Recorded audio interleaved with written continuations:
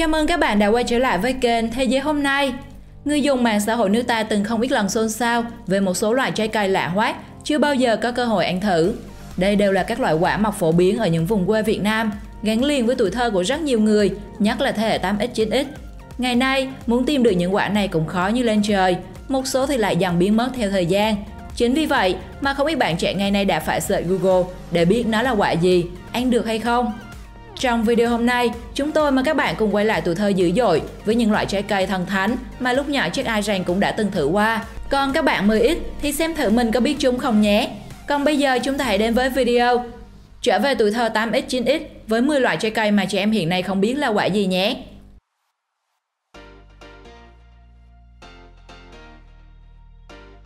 10. Vú dẻ. Thoạt nghe qua cái tên loại trái cây này, chắc hẳn nhiều người còn ngờ ngợ không biết nó là gì, chứ đừng nói đến việc ăn chúng. Vú dẻ vốn là loài cây dại, thường mọc ở ven rừng các tỉnh miền Trung và Tây Nguyên. Quả vú dẻ lớn hơn ngón tay út một chút, mọc từng chùm, khi còn non có màu xám nhạt và lúc chín thì màu vàng, thịt mỏng và có vị ngọt thanh rất thơm ngon. Tuổi thơ của những đứa trẻ trên lưng trâu không thể không nhắc đến trái vú dẻ. Giữa trưa hè, đám trẻ nhỏ sau khi cột trâu vào cọc thường đổ xô đi tìm những chùm vú dẻ vàng ươm, căng mọng trong các bụi rậm. Còn với những người đi xa về thăm quê, chắc đều không khỏi hào hứng khi hái một chùm vú dẻ mọc hoang dại trên đồng ruộng. Chính vì cái mùi vị của hạt vú dẻ làm bao người nhớ về một tuổi thơ gian khó mà lắm kỷ niệm. Bạn nào đã từng ăn quả này, hãy chia sẻ với mọi người đi nào.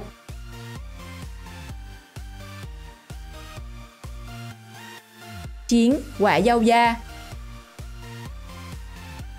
Trẻ em ngày nay vốn là sướng nhất, ăn gì cũng được lựa chọn theo sở thích của mình. Chứ như những đứa trẻ 8X, 9X đời đầu thời chúng tôi, chỉ được ăn những quả sẵn có, dù là không mấy ngon miệng, nhưng được cái là vui.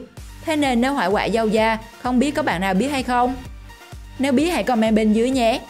Dâu da là loại quả khoái khẩu của cô cậu bé tuổi teen thời đó, thường hay được bán trước cổng trường. Quả dâu da đỏ ăn vị chua, lấn át nhiều hơn vị ngọt, ăn lúc nào cũng phải rùng mình nhưng vẫn thích ăn. Nhớ lúc nhỏ khi ăn, thường nuốt luôn hạt dâu vào bụng, ba mẹ cứ thấy hù sẽ bị mọc cây trong bụng. Cái thời trẻ trâu đâu biết gì, nên cứ ngồi tưởng tượng rồi lo sợ bụng mình sẽ có cái cây mọc trong đó. 8. Trái bàn chải. Em Yên chắc chắn rằng không có mấy bạn đã từng ăn loại quả này. Nếu thắc mắc đây là trái gì, các bạn không cần phải hỏi bác Google đâu, bởi Thế giới hôm nay sẽ giới thiệu về nó liền ngay sau đây. Trong nắng gió miền Trung hừng hực như chảo lửa, có một loài cây trổ hoa màu đỏ, kết quả cũng màu đỏ, đó là cây bàn chải. Trái bàn chải tròn tròn, màu đỏ đẹp mắt, gắn liền với tuổi thơ đầy dữ dội của những đứa trẻ vùng biển. Khi rủ nhau hái trái, gọt bỏ những cây gai như những sợi long manh mà cha mẹ hay hù là ăn nó cẩn thận không gai vô miệng và đâm dạ dày. Sợ đấy, nhưng rồi cũng cùng nhau ăn, nghe đầu lưỡi nhơn nhớt, ngon ngọt thú vị, môi đứa nào cũng đỏ chót, rồi cùng nhau phá lên cười.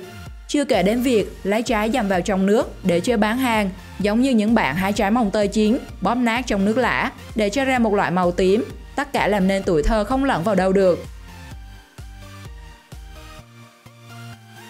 7. Chim chim.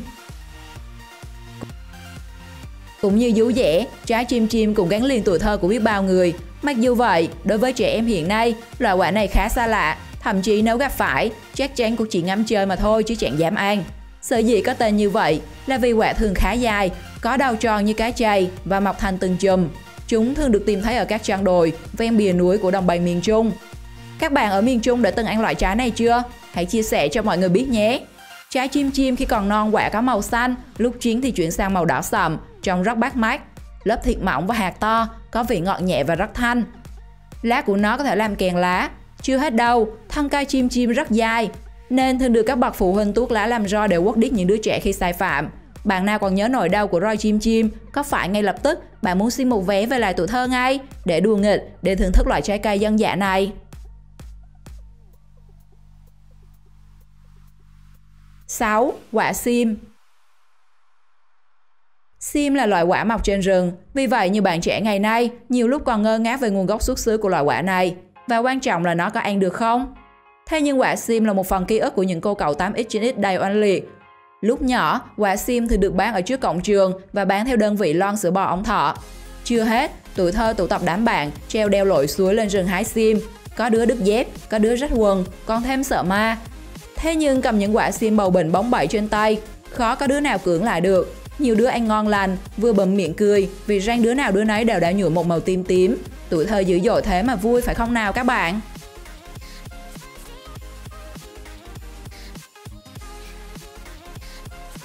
Năm, trái xay. Trái xay còn có tên gọi khác là trái nhung. Vì ở ngoài lớp vỏ trái xay có một lớp lông tơ mịn như nhung phủ lên bên trên vỏ. Trái xay có mùi vị lạ, rất đặc trưng của một loài trái cây rừng nên không bao giờ bị nhầm lẫn với các loại trái cây khác. Lớp vỏ bên ngoài của trái giòn, chỉ cần dùng tay ấn nhẹ là sẽ làm vỡ lớp vỏ để lộ ra lớp thịt bên trong. Thịt bên trong trái thường có màu vàng đậm, thịt xốp và mềm. Khi ăn vào miệng, cảm giác đầu tiên có thể nhận thấy là vị chua chua. Nhưng để lâu hơn một chút, sẽ thấy vị chua chua ấy tan biến mà đồng lại thành một vị ngọt thanh rất riêng biệt trong miệng. Hơn nữa, trái xay chứa lượng chất đạm protein rất thấp. Chất xơ dạng thô cao vừa phải, nên loại quả dùng để ăn chơi này có thể giúp giảm nồng độ cholesterol trong máu. Những bạn 8X chắc không lạ gì hình ảnh những chùm xay bán trước cổng trường. Nhưng nay thì hầu như những đứa trẻ khó có dịp để thưởng thức chúng.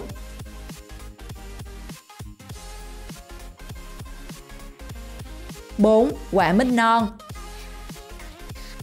Trong đây bao nhiêu bạn đã ăn quả mít non? Ăn mít chín thì nhiều, chứ món này thì chỉ có những bậc cao thủ trong làng nghịch ngợm ngày xưa mới biết đến thôi. Đặc biệt đối với những bạn trẻ ở thành thị, việc ăn quả mít non là một khái niệm mù tịch. Mà đúng thật, dân thành thị chắc cũng hiếm người biết đến về món đặc sản này. Mít non là phần quả bé xíu trên thân cây khi vừa mọc ra. Món ăn này khiến nhiều người không khỏi xuyến xao, nhớ lại thời tuổi thơ cùng nhau rủ đi hái. Rồi chấm ăn cùng chén muối ớt làm vội. Vị chua chua, chát chát và cay xè của món này mãi chẳng bao giờ quên được. Nếu có cơ hội, bạn có muốn thử ăn món này xem hương vị thế nào không?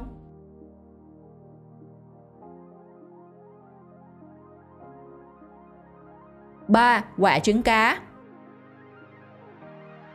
Cây trứng cá được trồng phổ biến khoảng 10 năm trước để lấy bóng mát, nhưng quả của nó lại cuốn hút trẻ con đến mê người. Lúc nhỏ trước nhà trồng cây trứng cá, thường trốn người lớn trèo lên cây, không thì chọn những cành xà xuống đất để hái đầy bao, rồi tầm 5 tầm 7 lại cả đám ngồi ăn, cười nói rôm rả. Có thể nói, loại quả thần thánh này đã gắn liền với tuổi thơ của thế hệ 8X và 9X đời đầu. Hiện tại cây trứng cá ít đi và chả bao giờ thấy ai ăn, và trẻ em hiện giờ nhiều bạn khi nhìn thấy cũng không biết đây là loại quả gì. Bạn nào đã ăn quả trứng cá, cho tí cảm nhận đi nhé.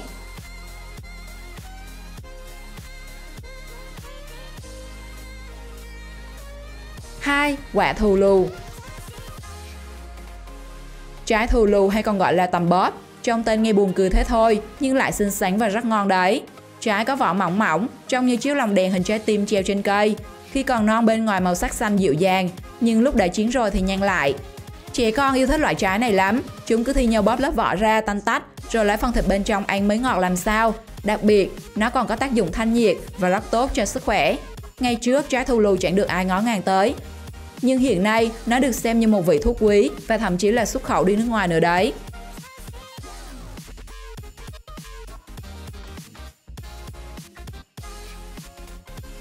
1. Trái keo. Mùa nắng nóng cũng là lúc cây me nước cho trái, mà người dân miền Tây thường gọi là cây keo gai. Đây là loại cây thiên nhiên đã từng gắn bó một thời về niềm ký ức của bao trẻ thơ vùng thôn quê. Cây keo có thân cao to, lá kim và mọc tự nhiên, không cần ươm mầm hay chăm bón.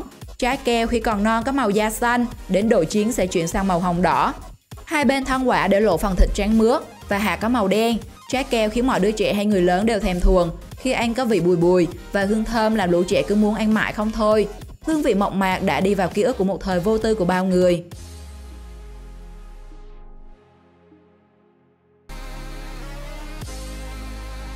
Bạn đã thưởng thức được bao nhiêu loại quả trong danh sách hôm nay? Và loại quả dân dã nào làm bạn ấn tượng nhất? Hãy comment bên dưới nhé! Xin chào và hẹn gặp lại các bạn ở những video tiếp theo trên kênh Thế giới hôm nay.